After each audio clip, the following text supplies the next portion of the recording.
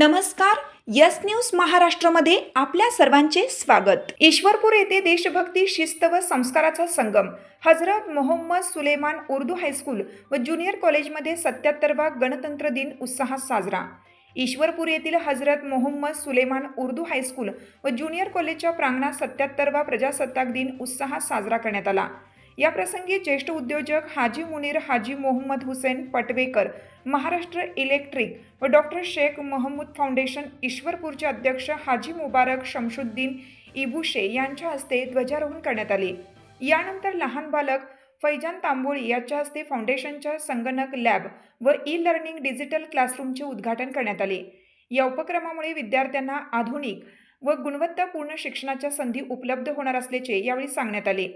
कार्यक्रमादरम्यान माध्यमांशी बोलताना फाउंडेशनचे अध्यक्ष हाजी मुबारक शमशुद्दीन इबुशे म्हणाले की डॉक्टर शेख महमूद फाउंडेशनच्या माध्यमातून गोरगरिबांच्या विवाहासाठी मदत, शैक्षणिक व वैद्यकीय सहाय्य, गरजू विद्यार्थ्यांना सायकल व संगणकाचे वाटप तसेच गरजू महिलांना अन्नधान्य वितरण असे विविध समाजोपयोगी उपक्रम राबवले जात आहेत. या उपक्रमांचा लाभ गरजू नागरिकांनी घ्यावा असे आवाहन त्यांनी केलं. या कार्यक्रमास फाउंडेशनचे अध्यक्ष व उपाध्यक्ष उद्योजक नवाज पटवेकर, परवेज पटवेकर, अदनान दिवान, शाळेतील सर्व शिक्षक, कर्मचारी, विद्यार्थी तसेच नागरिक मोठ्या संख्येने उपस्थित होते. कार्यक्रमामुळे परिसरात देशभक्ती, शिस्त आणि संस्काराचे वातावरण निर्माण झाले होते. यस न्यूज महाराष्ट्रासाठी राजेश कांबळे.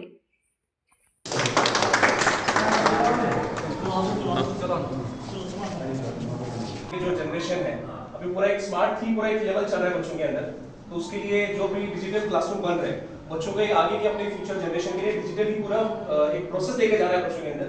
उसी के लिए हम लोग एक सेटअप किया था. तो बच्चों के अंदर ये भी अभी है कैसा है कि एक जैसे अपना बोर्ड होता है ना उसी की तरह ही है, लेकिन एक पूरी एंड्रॉइड सिस्टम है इसके अंदर. बहुत सारे फीचर्स हैं बच्चों को इस्तेमाल करने के लिए.